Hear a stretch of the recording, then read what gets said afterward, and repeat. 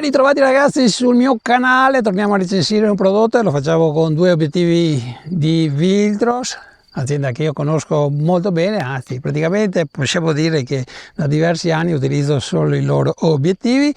Piano piano sto vendendo praticamente tutti gli obiettivi che utilizzavo in precedenza, perché mi sto trovando decisamente molto bene, soprattutto anche non solamente quando parliamo di full frame ma anche di APS-C, perché oggi vi porto due prodotti proprio per questo formato.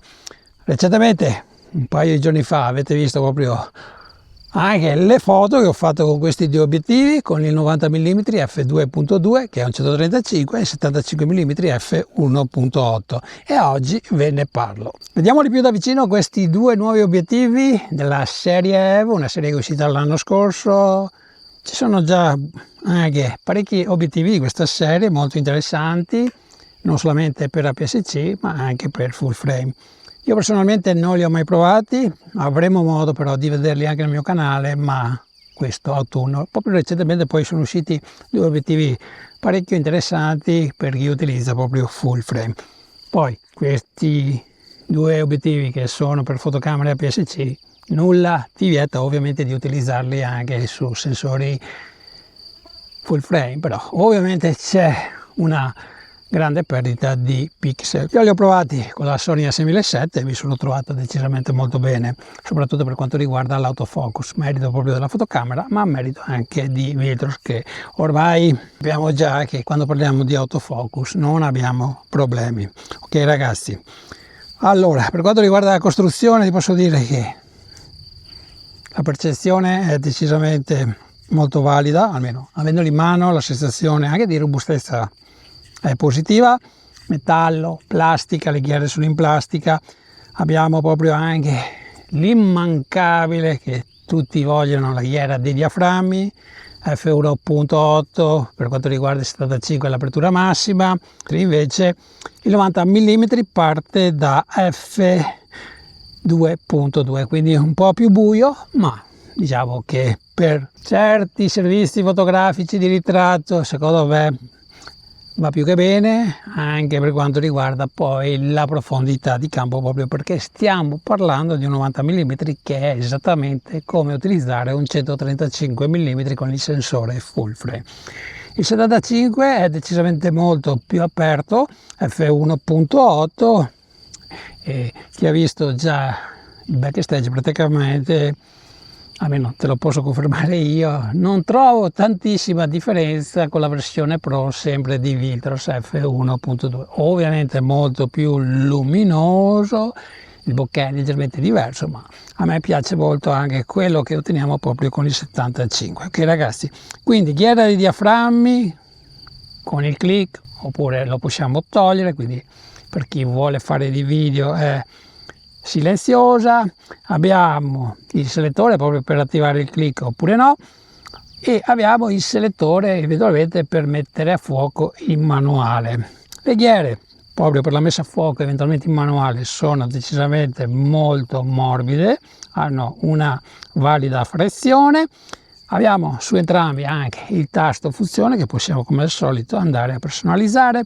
Eventualmente se vuoi utilizzare dei filtri ND, il diametro è da 58. Per quanto riguarda la baionetta, praticamente in metallo, abbiamo la classica Type-C che ti servirà per fare l'aggiornamento o da applicazione o da PC, e abbiamo anche una guarnizione di colore rosso proprio per evitare che entri polvere proprio durante l'uso e anche qualche goccia d'acqua. Utilizzare questo 75 mm con la A6007 praticamente è una figata, proprio per la portabilità, la leggerezza che ha in mano. Praticamente, soprattutto se sei abituato con obiettivi molto più pesanti, sarà un gioco da ragazzi, soprattutto se devi mantenere la fotocamera in mano per diverso tempo. Alcuni anni fa, se ricordo bene, ti ho presentato proprio nel mio canale la versione Pro del 75 mm di Viltrox f1.2, molto più luminoso, un gruppo di lenti decisamente diverso da quello che troviamo in questo Evo, però ragazzi la leggerezza per me conta tantissimo, anche perché questo 75 mm io l'ho voluto per il tempo libero, quando devo andare a fotografare qualcosa che ovviamente è abbastanza importante userò l'F1.2, ma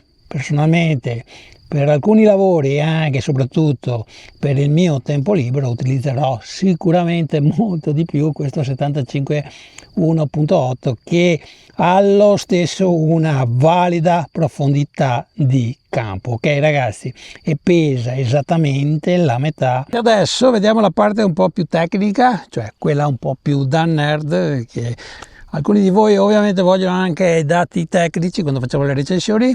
Comunque, il momento in cui ho deciso questo video non sono a conoscenza neppure del prezzo, perché non sono presenti nello store di Viltros. Mi hanno dato gli addetti di Viltros una scheda tecnica proprio per parlarvi di questo obiettivo. Io mi sono scritto tutto qui, ma troverete il link in descrizione, ovviamente non solamente per acquistare, anche ma per avere maggiori informazioni sia del 90 mm oppure del 75 mm. Ok ragazzi, qui mi sono scritto praticamente i dati più importanti che voi dovete sapere. Ricordo che stiamo parlando di obiettivi per sensori APS-C, 11 elementi, 9 gruppi. Quando parliamo del 75 mm qui abbiamo un elemento in meno perché abbiamo 8 gruppi, 10 elementi, proprio per questo è leggermente più leggero il 90 mm. Il motore della messa a fuoco è il classico STM, non è l'Hyper, ma credetemi che va più che bene proprio per questi obiettivi così leggeri. Il peso ve l'ho già detto prima, comunque lo andiamo a ripetere: 335, escluso ovviamente il paraluce e il tappo, e 325 invece il 90 mm. Ok ragazzi, nella versione Nikon, da quello che ho capito, comunque verificate, il peso è leggermente maggiore, ma di poco. La distanza minima di messa a fuoco praticamente è uguale per entrambi, 74 cm, quindi ti devi allontanare un po', ma è la giusta distanza che ti serve per comporre ad esempio un mezzo busto se parliamo di ritratti, ok? Quindi va bene, e a questa distanza avete una profondità di campo, quindi un bokeh molto ma molto bello, anche con un f1.8 e un f2.2. Il diametro dei filtri, anche questo ve l'ho già detto ma lo ripetiamo, è di 58 mm. Passando invece alla nitidezza, nulla di critico da segnalare, entrambi gli obiettivi già alla massima apertura hanno una sufficiente incisione, hanno decisamente molto dettaglio già a questa apertura, soprattutto nella porzione centrale del fotogramma. Un po' si va a disperdere come al solito poi lievemente proprio ai bordi, ma già chiudendo a f2.5 il 75 mm e f2.8 il 90 mm praticamente andiamo a recuperare proprio questa leggera perdita.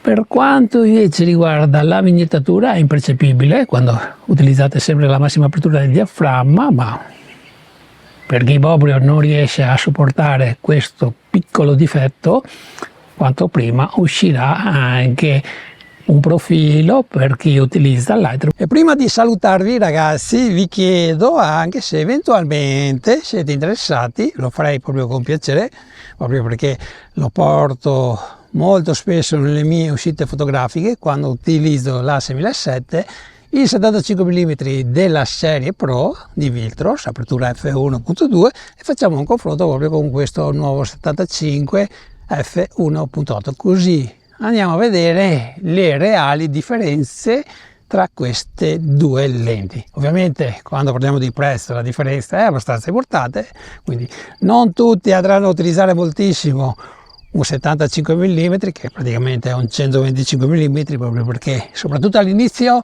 se non siete abituati avrete delle difficoltà, ma il consiglio che ti do io è di insistere e vedrai che piano piano potrebbe diventare, non dico la tua lente preferita, ma una di quelle che andrai a utilizzare di più.